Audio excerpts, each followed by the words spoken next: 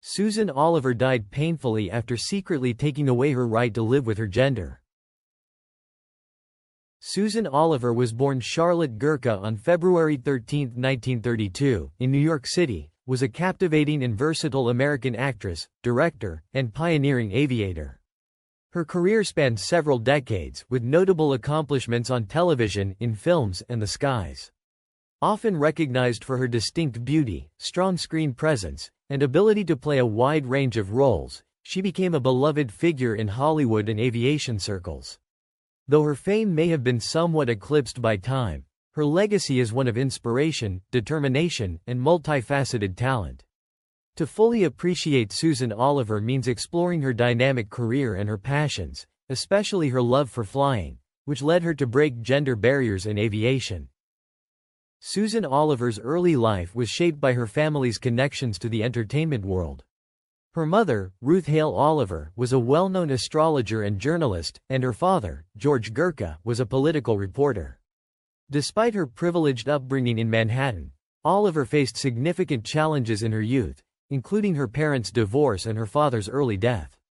These experiences fostered in her a deep sense of independence and resilience, qualities that would serve her well throughout her career. From an early age, Oliver showed a deep interest in acting. She studied drama in Europe before making her stage debut in the early 1950s. Her Broadway debut in the play Small War on Murray Hill, 1957, garnered attention, but it was her move to television and film that truly launched her into the limelight.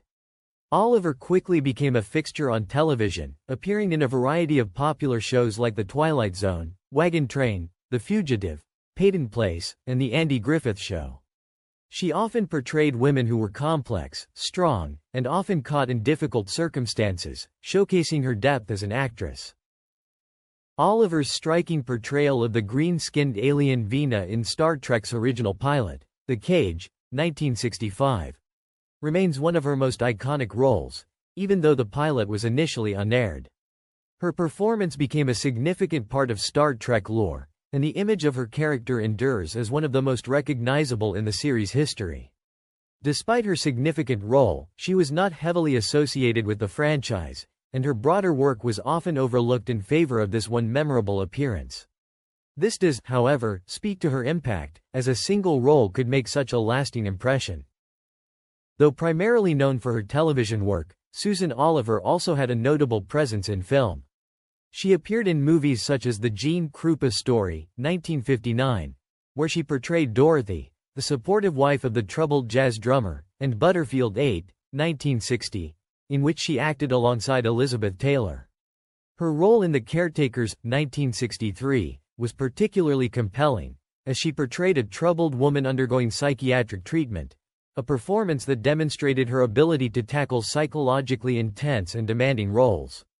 While her film career did not match the prolific level of her television appearances, Oliver's contributions to cinema were significant. She often chose parts that were emotionally rich and challenging, preferring quality over quantity. This selective approach allowed her to create a body of work that was diverse and highly regarded, even if it did not always command box office attention. Susan Oliver was not content to stay in front of the camera.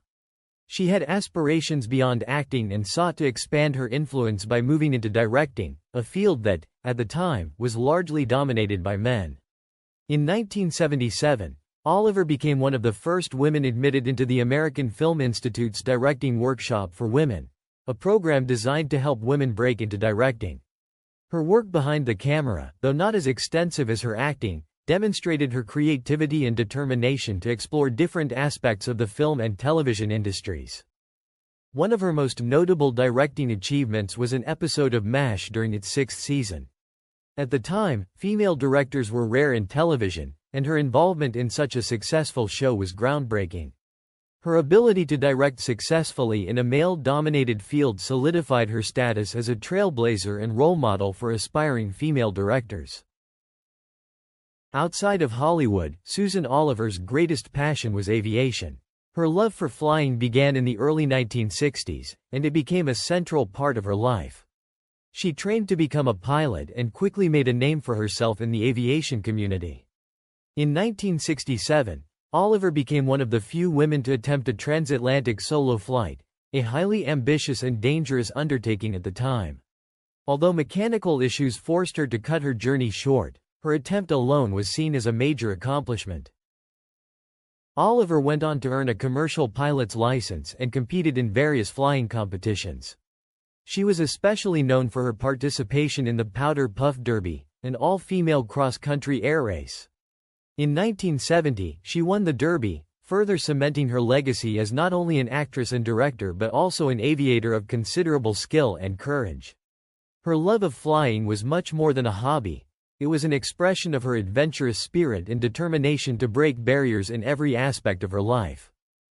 Susan Oliver's life and tragic death have become a subject of fascination, especially given the complex nature of her personal life and the intense, often hidden struggles she endured.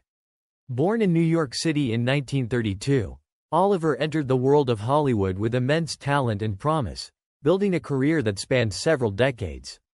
However, beneath her glamorous exterior and professional success, she grappled with deep, personal battles that were not always visible to the public.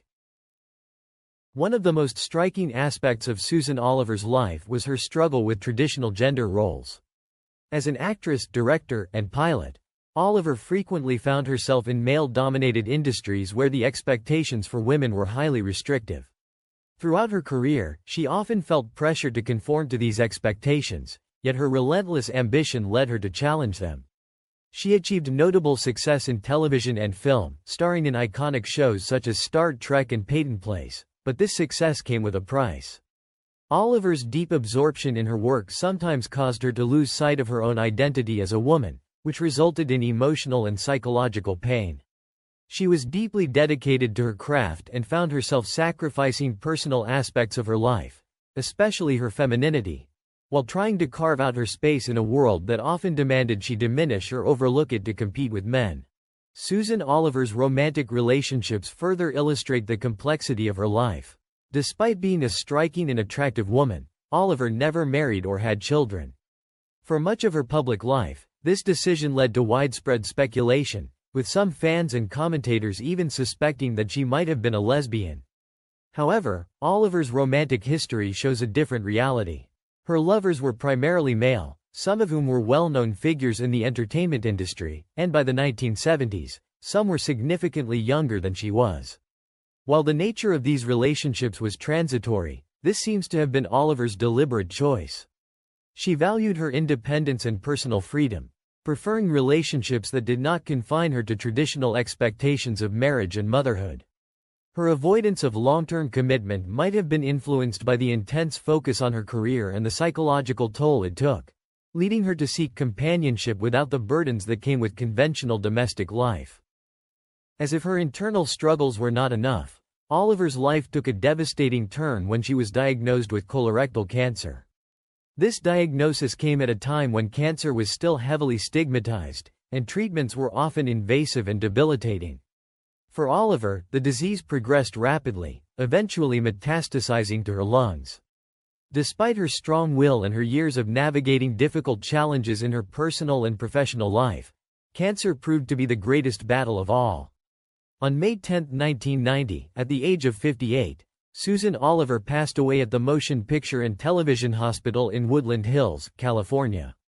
Her death marked the end of a painful struggle that she had kept largely private, just as she had done with many other aspects of her life.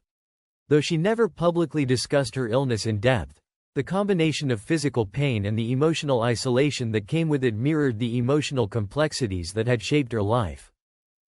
Oliver's life was a complex mix of professional achievement and personal sacrifice. While she made groundbreaking contributions to television and film, she also quietly endured many inner battles, particularly related to gender identity and societal expectations. Her death from cancer tragically encapsulated the difficulties she faced, both in the physical and emotional realms. However, her legacy lives on, not only through her roles on screen but also as a symbol of the quiet strength it took to navigate an unforgiving industry and society. She remains an enigmatic figure in Hollywood history, remembered as much for what she achieved as for the struggles she kept hidden from public view.